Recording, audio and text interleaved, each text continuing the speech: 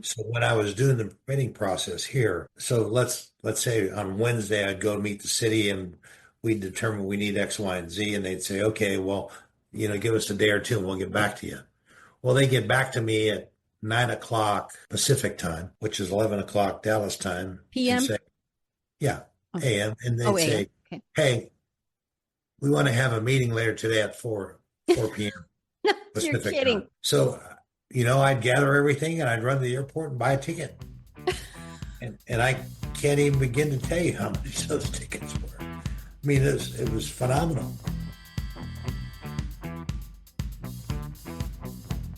What I wanted to talk about today, Bruce, I'm going to spring this one on you because I've been going to this planning commission meetings and I've been going to the city council meetings. And, I work a lot with the restaurants and trying to figure out who's coming in and who's leaving and what they're doing as they're coming in and how long it's going to be before they're ready.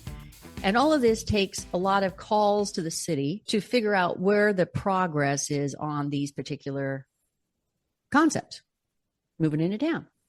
Like, for instance, we have the old Wild Taco location, which was right by your building at 222 Ocean. Right. It sits on the corner. That's been taken over by Board and Brew, and that's owned by a guy out of San Clemente. So he has a San Clemente place, and now he's going to do a Board and Brew there, which is actually perfect, sandwich shop. So he's gone through his little process, and he's working right along. And then we have another entity that moved into the Red Dragon called Q Terrace, and that's a little bit more difficult to get information on. They haven't really started a permitting process, not very easy to track them down. So I thought, so many people who are residents look at this and think, it takes so long for Laguna Beach to get a restaurant in place. Why does it take so long? And sometimes they're really not looking at the typical processes that are in place in these cities from beginning to end. And I know, you've dealt with hundreds and hundreds of these processes. Yes. And you have said that even though most processes are typical, everybody has their own little angles and their own little, weirdnesses in their cities. But you have also said that Laguna Beach tended to be a little bit more on the difficult side, as I recall. Yes. Yes. Okay. So, and I'm not sure you would call it difficulty. mm-hmm. I think it's just their process. And if I had to stand back and just sum it up in one phrase, mm-hmm. instead of having one meeting with 10 items on the agenda, mm-hmm. it seems that they have 10 meetings with hardly anything on the agenda. Or one item. Or one item. And, when the last project I did there, I was commuting back and forth. Mm-hmm. So we'd have a meeting and I would.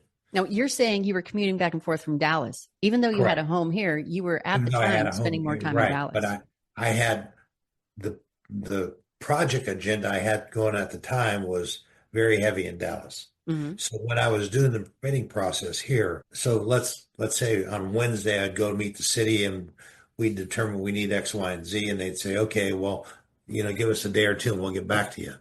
Well, they get back to me at 9 o'clock Pacific time, which is 11 o'clock Dallas time. PM? And say, yeah, okay. AM. And they'd say, okay. hey, we want to have a meeting later today at 4 p.m. Pacific. You're kidding. Time. So, I'd gather everything and I'd run to the airport and buy a ticket. and I can't even begin to tell you how much those tickets were. I mean, it was phenomenal. And a power of attorney letter mm-hmm. from the owner, and that's how I got it done. Well, the owner certainly didn't want to fly to Laguna all those times. Oh, no.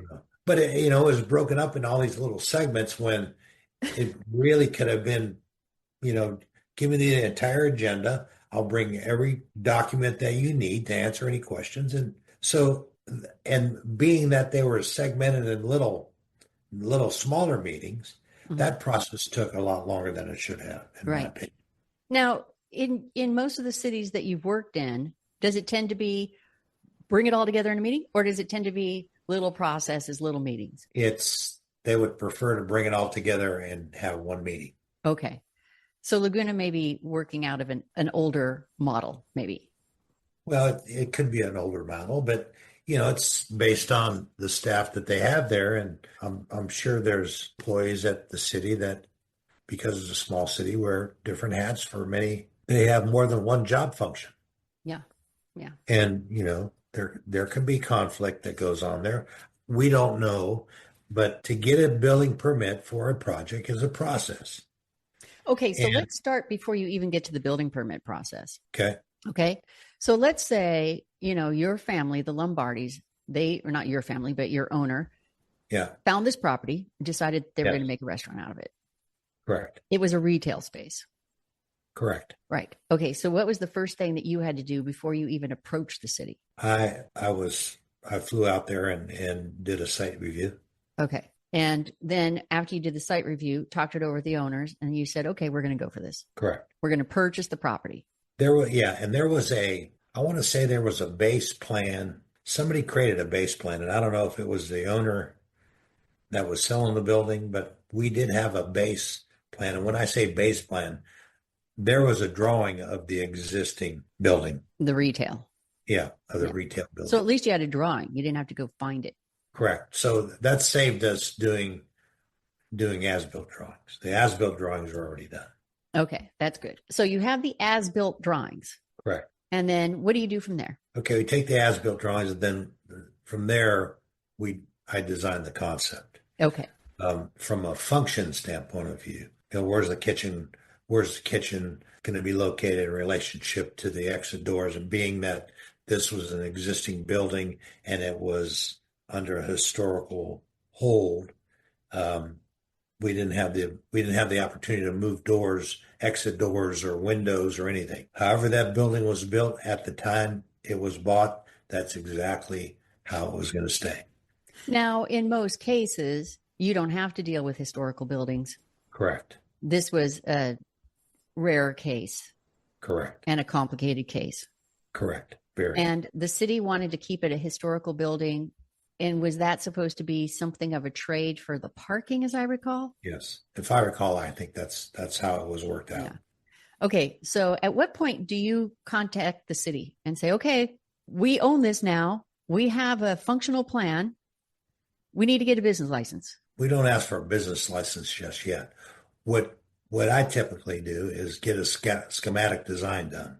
Okay. To kind of get the idea of what we're doing there. Mm-hmm. And then I request a meeting with the plan reviewer. Okay. Or zoning or whoever would be in charge of that category.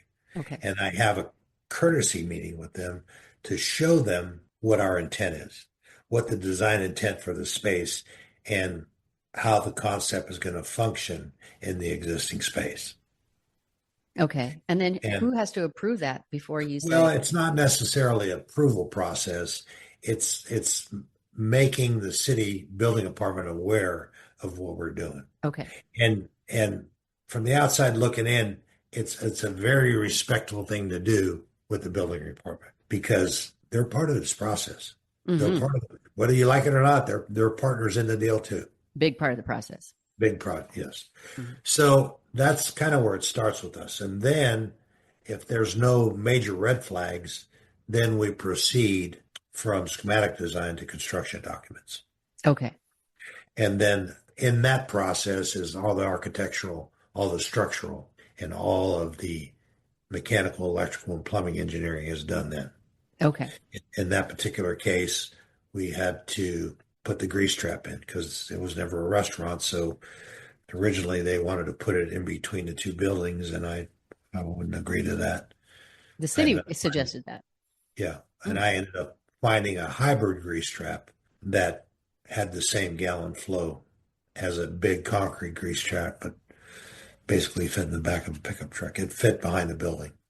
As compared to how large is a grease trap usually? Most people don't know. Well, it depends on gallons, but typically on a restaurant that size, it'd be 2,000 gallon grease trap. That would probably be 6 foot tall, 6 foot wide, and 8 foot long. That's big. That's big. Concrete. Yeah. Okay. The grease trap that I put in was probably 3 foot by 5 foot by 3 foot tall. Okay. Well, when I was talking with the city the other day, and we may be jumping ahead, they said, well, once they apply for the business license, then we send somebody down from the water department to check out the status of the grease trap. Yes. If there's a grease trap there, they would do that. Right. So they have to go through a few hoops of fire themselves before they even grant the business license. Correct. And not every city does it this way. Right. Not every city, when you get your certificate of occupancy when the project's done, is when that's typically you're awarded your business license. Oh, I In see. Laguna, a business license is something on top of your certificate of occupancy. Okay. Because as I understand, now I may be wrong, the city of Laguna Beach can correct me, but the business license is really the first application that then allows them to say, okay, now we need to go to planning, we need to get permits for this, blah, blah, blah. Yes. Yeah. So once you draw up the plans, then at what point do you end up in front of the building or the planning? Okay, so once all the plans are done and all the disciplines have done, structural, mechanical, plumbing, architectural, everything is done. The plans are sealed and the package is created. Mm-hmm. Now, when Plan you say pack. the plans are sealed, what does that mean to the average? Sealed it's a professional seal that it'd be the architectural seal that seals the drawings that basically said these plans are drawn to code and the building is buildable. We're Same not going thing to keep with fiddling with them. what's that? We're not going to keep fiddling. No, Yeah. no, that's it. When Okay. the So, drawings are sealed, they're done. okay. So let me ask you this. You had mentioned a client who will remain not anonymous that you've been working with, who decided to stay with the old equipment in the kitchen, and the plans that you had drawn up required new equipment in Correct. the kitchen. And so at that point, the client has altered the plan. We haven't altered the plan yet. Okay. He, the client's desire is to reuse existing exhaust hoods and reuse existing HVAC equipment. Mm-hmm. They're both very outdated, and I mean, like outdated more than 20 years old. Okay, that's pretty outdated. Yeah, and it doesn't make sense if you're putting capital into building a restaurant. I mean, two of the most important components of the whole operation. Why would you? I mean, Why would you sign a 10-year lease and use 20-year-old equipment? That doesn't make sense to me. Well, and the bottom line is, I would think that when they get all the way through the process and the inspectors start coming out, the inspectors aren't going to pass the equipment. No, And then what do you do? because here's the big problem with this particular client doesn't understand is the drawings were drawn and sealed with all new equipment. Correct. Just because he's the tenant, he doesn't have the ability to go back and say and tell the city, no, we're not doing what's drawn and sealed. Mm-hmm. We're going to do this instead. Right. So No, when it doesn't you work that way. seal plans, that means we're done fiddling with it. This is Correct. the way it's going This to be is it. designed and structured. And then the building inspectors inspect. When they inspect, their inspection assures that the work was done per that plan. Okay, exactly. So see that the building inspectors are our partners too. They're a partner in the whole process. Okay, so let's go back to you sealing the plans. Now, who Yes. do you get in front of? Okay, now we create a package that we submit to the city Uh-huh. with a building permit application, Mhm. and the building permit application explains what the project is, what the address is, it explains the legal description, anything about that piece of property, whether it's a lease space, if it's a lease space, or if it's a building that you're renovating, that's in your building permit. Mm-hmm. And you submit that to the building department of Right. whatever city it is. And then it goes to intake, which is a quick review to make sure everything that they expect in a package is in the package. Mm-hmm. Once you pass intake, then it goes to the process of plan review. Okay. I'm just picturing And this huge assembly line. We're way at the well, beginning of the assembly line. it should. I mean, I've consulted with cities and created that line, and Mm-hmm. trust me, the line works beautifully. Yeah. So, it depends on what department and how it's staffed. And, the bigger the city, the bigger the building department, the more people work there, and the quicker things seem to get done. Supposedly, they get done Right. quicker. Okay. So to go back to the Laguna Beach example, you Yes. submit and they go through the intake process. Then where does it go from there? Then we wait for their first round of comments. So all those sheets that we dropped out, well, we don't do sheets anymore. It's pretty much all electronic. Right. So they review the plan electronically, and whatever specific discipline is reviewing, if they see something, they create a comment, and then we get a turnaround and we get a list of comments that we need to address that is on the list of comments. Now, does this happen before you end up in front of the planning commission? No, no, no. This typically it goes building first, Uh-huh. Okay. building, and then it goes to zoning. Okay. Okay. Sometimes it goes concurrently, Okay. and majority of the time we wish it would go concurrently. So give me an example, if you can remember, how long you waited to get through building, initial comments, and zoning. And Laguna, it was roughly 6 months. 6 months. Yeah, Well, that surprises me. yeah, Okay. and that was staying on top of it because it was retail and it had to be rezoned as Right. restaurant. That's different. Okay, and then it had to go the extra phase for the historical review. Mm. So that took some time, and then it took time to get the liquor license, and it took time to get the business license, and it. So all in all, we were ready to start construction, and we started construction the day after we got a permit. I bet you did. Yeah.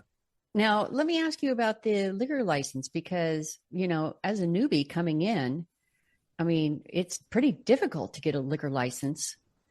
How did you manage to get one even in 6 months? And on that particular project, I don't know why, but we weren't involved in the liquor license process.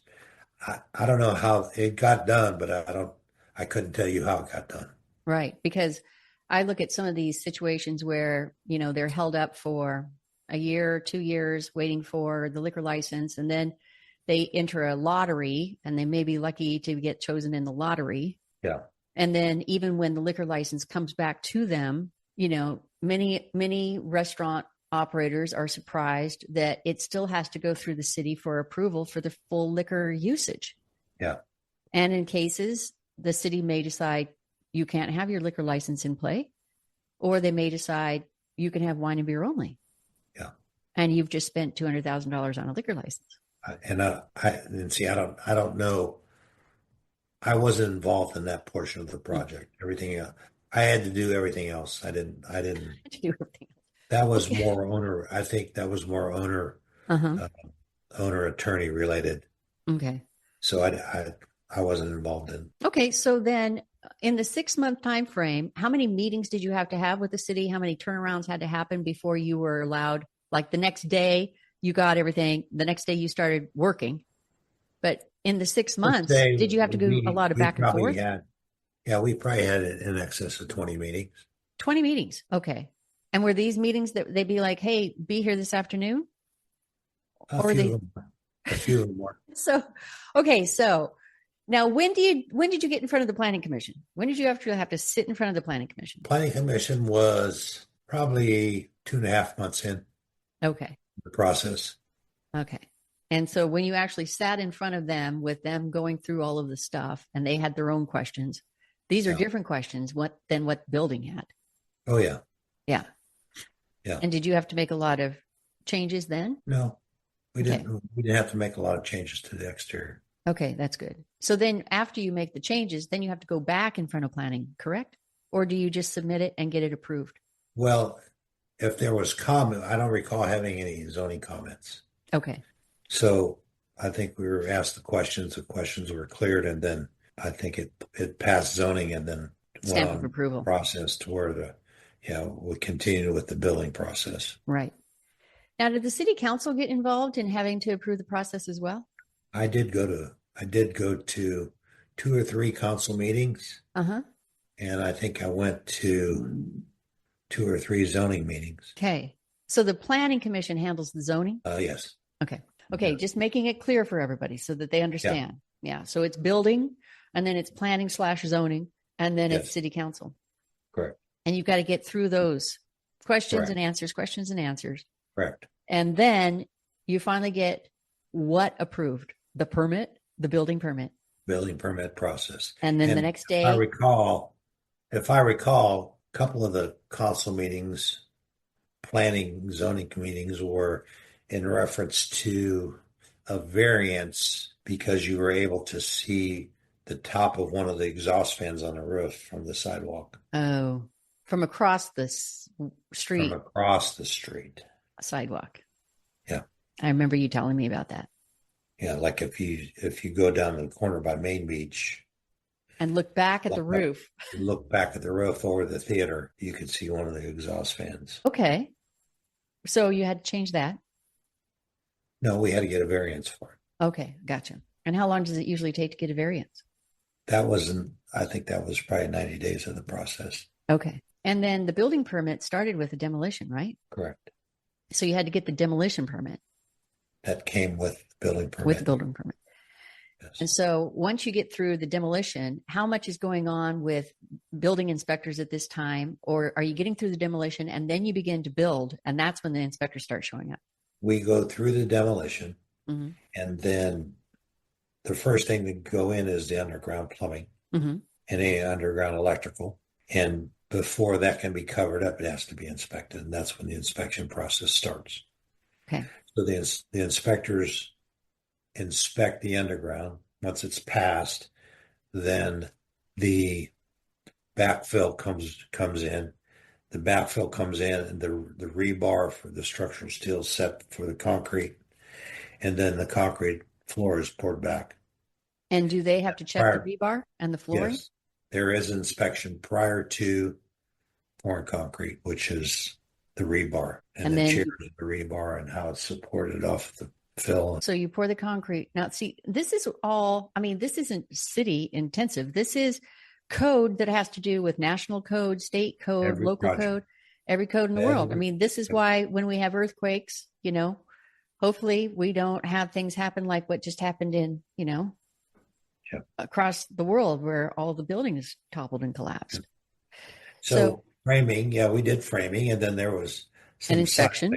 Yeah, well, there was some seismic things that we had to do Mm, for the engineer and for the building, and that was all put in, and it was inspected before everything has to be inspected before it gets covered up. right. So how many So inspections typically have to take place before you can put the sheetrock up? correct. How many, you think? Well, it depends on the project, typically six. And then how long are you waiting for building inspectors on the average? Typically, So you went through 6 building inspections and then started the sheetrock. correct. And then what goes after the sheetrock? Then your finishes come in, plastering and finishing, and Did all the your duct work is in, all your mechanical is in.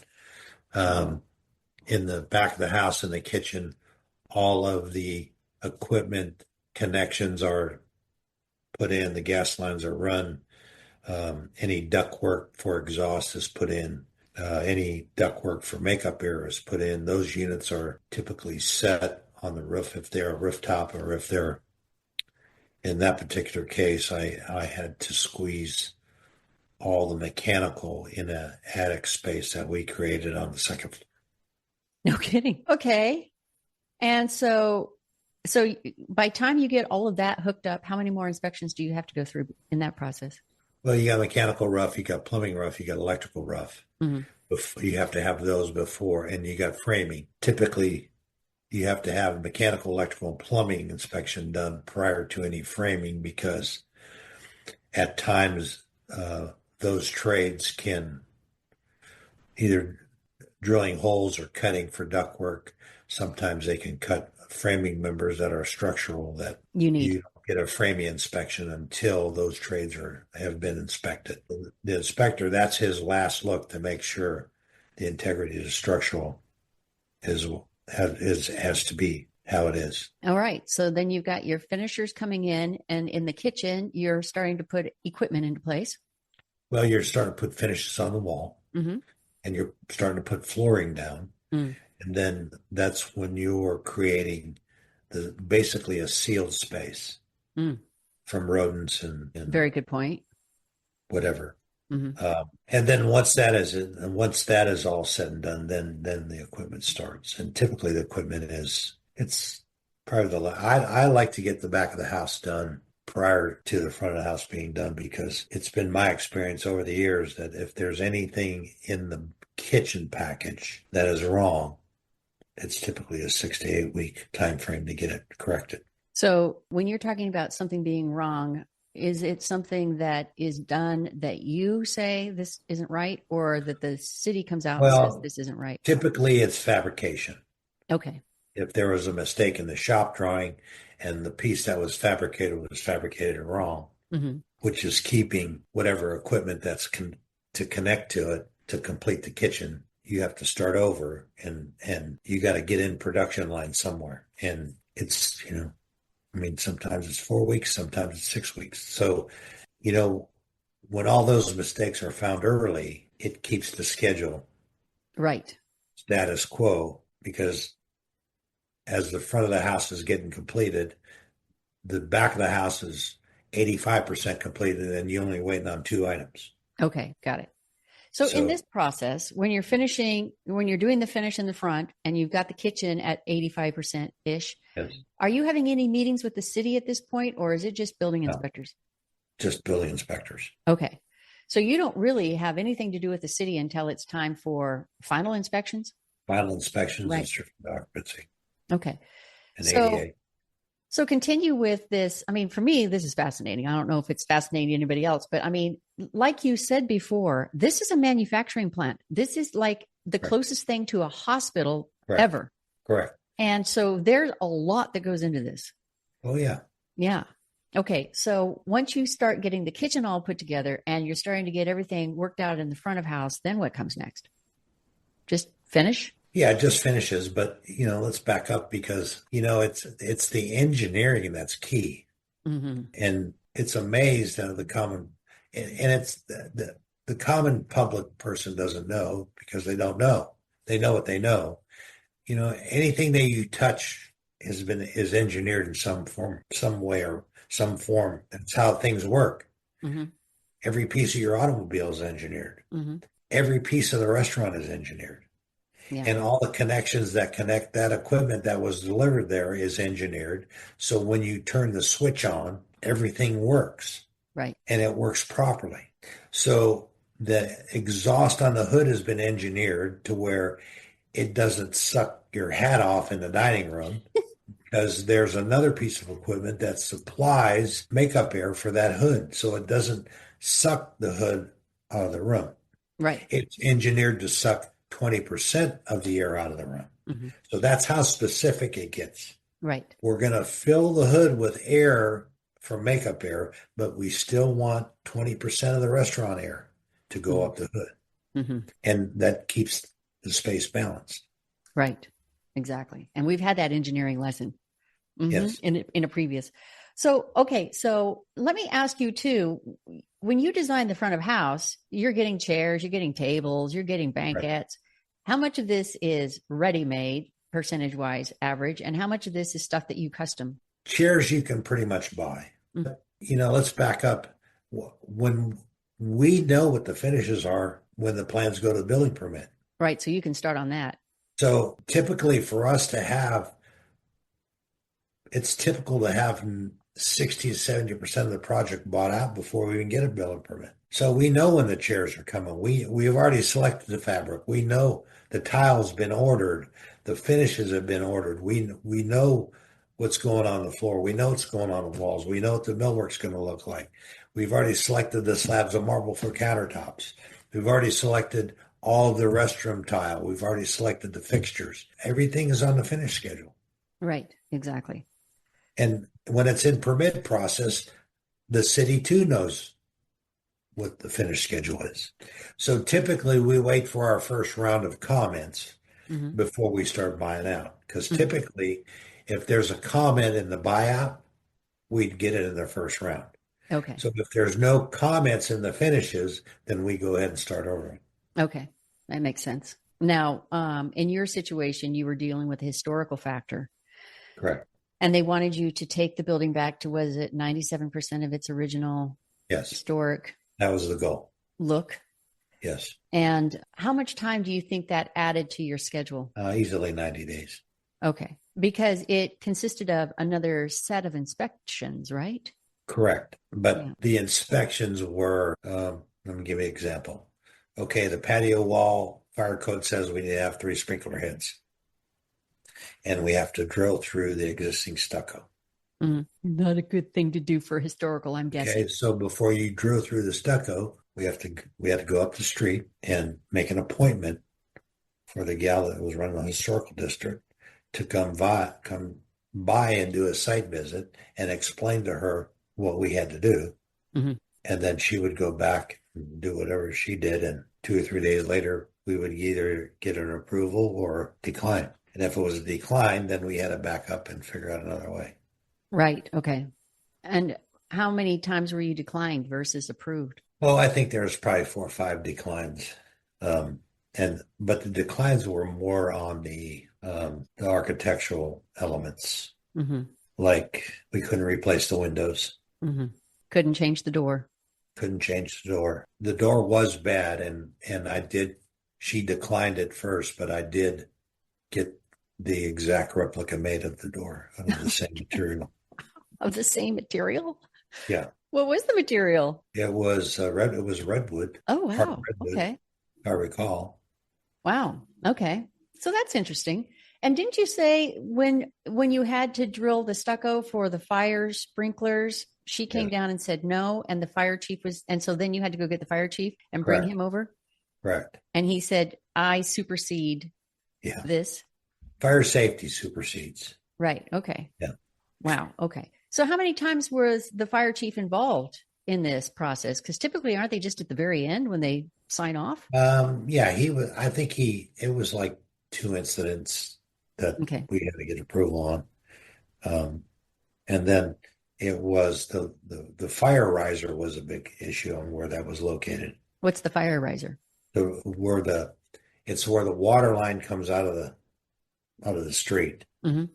and it goes into a mechanical system, the automatic mechanical system that works the fire sprinkler. Oh, okay. Got it. And that's kind of right on the corner. It's right on the corner of the building, but there was no other way to do it than the way we did it. And we had 3 or 4 site meetings about that. Huh. Okay. So one of the other restaurants in town that was building out, I'm not going to name who it was, they had to actually move the fire hydrant on the sidewalk in front of the restaurant. Had to move it off the sidewalk. They had to move it like 4 feet in a different direction. Hmm. And they had to do it. The city told them it was their responsibility. And I've never quite understood that piece. Odd. Yeah. I But don't at know any why. rate, I back don't know to why your you would building. move a fire hydrant. Back to your building. Okay. And then the fire panel, the panel that you actually put in place, that also has to be inspected. And I've actually heard of times when the fire panel is in place, which is the panel where they go and they can shut everything off. Correct. If there's a fire, the fire station knows where it is. They can go and they shut everything off, all the That's power, that's the main electrical panel. Yeah, the main electrical panel. main disconnect. Yeah. So I've heard of situations, in fact, in one of the restaurants on Forest Avenue who had everything in place, had it inspected for that. And then the last inspector came in and said, you need to move this 3 feet. Move And what? the electrical panel. Electrical panel? Yeah. And he was like, what? And that was a big process. Oh yeah. It was a really big process. Yeah, because you got all the circuits that have been run to it, Mm-hmm. plus the power from outside that has been run to it. So, I mean, to move an electrical panel box, everything's basically scrap. Yeah. How is it that something like that would get away from I have the no idea. inspection process? I have no idea. Yeah. I mean, if it passed electrical inspection, Mm-hmm. I don't understand why it didn't pass fire.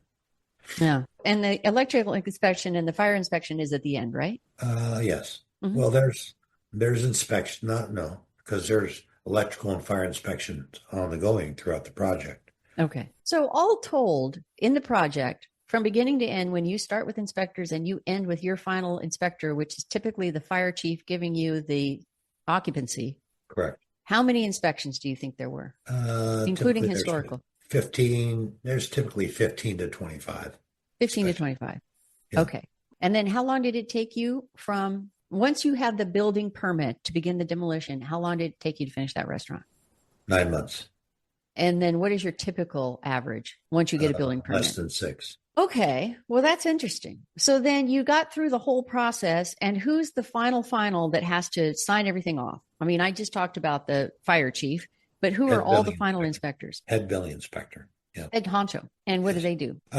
Well, they're going to oversee all the inspections prior. Okay. So when the head building inspector does his final inspection and issues a certificate of occupancy, all the fire safety's done, Hmm. all the electrical done, mechanical, plumbing, HVAC, framing, all those structural, all those inspections are done. Okay. He's there as the very last set of eyes. Now, is it the very last set of eyes after the city or county health inspector? Yes.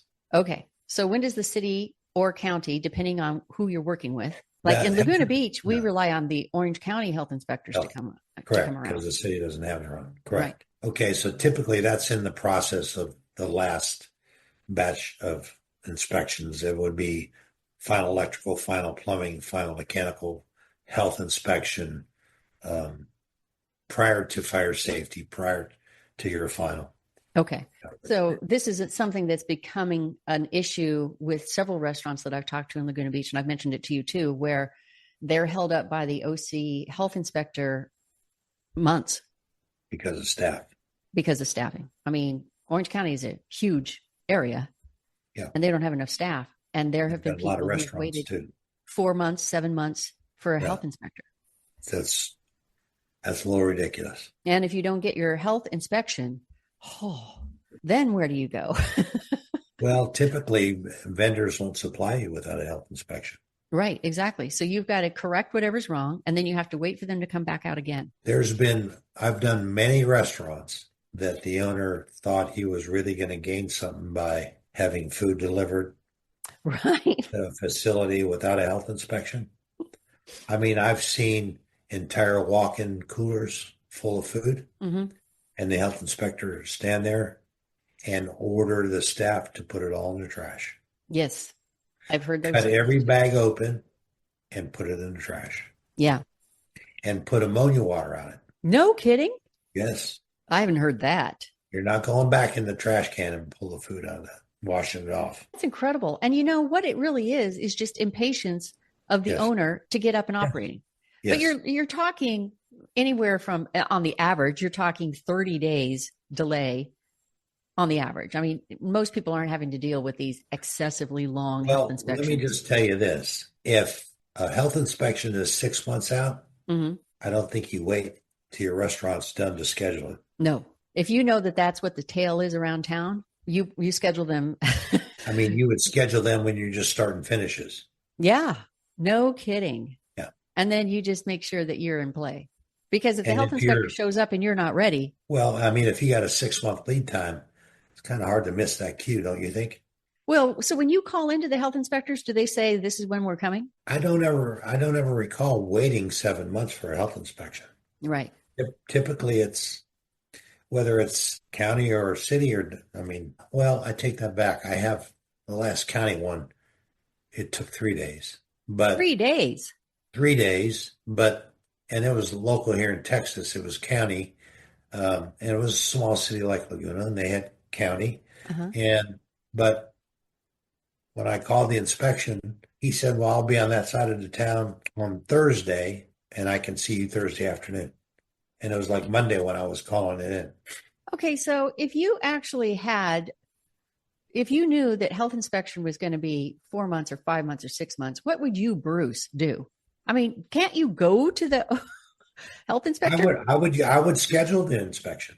I would schedule the inspection probably right when I started putting finishes in the kitchen. Right. If I knew that they were 6 months out, But you can't go and talk to them. I'm just going to tell you, when you get into this part of the business, Hmm. sometimes a conversation can be annoying to that particular person Yes. because everybody just wants to complain to them. Yeah. So it's been my experience, the less conversation, the better. The quieter you are, Yes. the happier they are with you. Just only ask for what you need. And I just need a health inspection. Okay. That's it. All right. All right. So I hope that this gave people an idea of the process because it's a process. It is. Did we forget anything in there? Well, one of the things that I want to be okay, before I move on to that, Did we forget anything in there? I don't think so. I think we covered quite a bit. Okay. I'm sure there's a few things we forgot, but Now, one of the interesting stories you told me, and I have heard of other people doing this, is if they have a space, a warehouse space, any kind of thing like that, they will build out all of the banquettes, everything that they have to do so that everything is ready to just move into the space. correct. Right. And so I would love to have you tell your nightclub story when you were supposed to change out a nightclub in a week. Yes. Okay. Yes. So it was part of downtown Dallas called Dallas Alley. Uh-huh. And actually, I'm still very good friends of the president that used to run that. This it was in the late '80s, and there was 7 nightclubs on one address, and you paid one cover. Oh. And some had live entertainment, some had DJs, but it was quite the concept. I mean, they in 1988, their liquor sales per month was $1.2 million. Just the liquor sales. Liquor sales per month, So it was almost like a theme park of nightclubs. pretty much. Yeah. Great security, great part of town, very safe. Females loved it because it was safe and it was comfortable and they had a lot of fun. Well, from time to time, attendance would start to lag in a club, and when that started to happen, they'd call me to Mm-hmm. design a new club. Mm-hmm. Once we got it designed, then we'd start talking about schedule. And part of the building that I was in was there was an empty warehouse next door. So we'd actually build the nightclub in that empty warehouse next door, like a movie set. And then they would close the concept on Sunday at 2 a.m. Mm-hmm. And we would have to have the concept back operational by 4 o'clock on that following Friday. And the contract penalty was whatever their sales was. And that, Like, so for instance, if you weren't open Friday night, they would look at their typical average sales on a Friday night and say, this is your penalty. yeah. So if they sold $12,000 in liquor, Mm-hmm. my contract penalty was $12,000 per day. Okay. And you never had that happen. We never paid a late fee. Never paid a late fee. Okay. We were And always done. We were always completed the day before. okay. So So at 2:30 a.m. after they closed on a Sunday, we had already started demo. that was my next question. You must have Yeah. been like standing around waiting for the last No, person to straggle out. exactly. No, exactly. That's exactly what we did. And And then you then just went we'd in order like a the dumpsters. The dumpsters would show up like 3 a.m.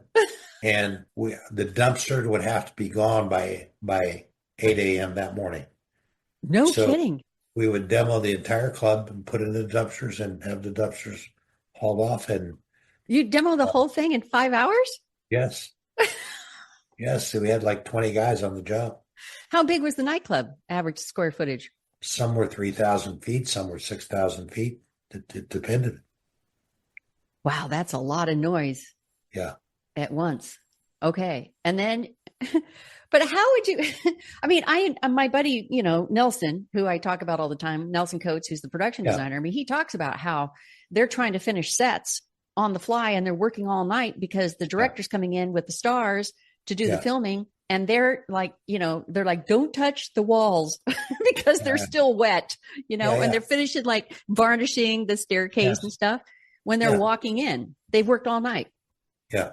And that's kind of what that was like. Pretty much. Yeah. We would do 24-hour shifts, Oh my goodness. and whatever had to be painted was painted in the warehouse to where it would dry overnight. And then that crew in the morning would bring those pieces in. And the way I designed it to where there was overlapping. So we would make the walls in 8-foot sections. And at the joint, there would be like a column or something that made sense with the overall design of the club. And then the last thing we would do is have the last guy come put the mirrors on the wall and hook up the bar equipment.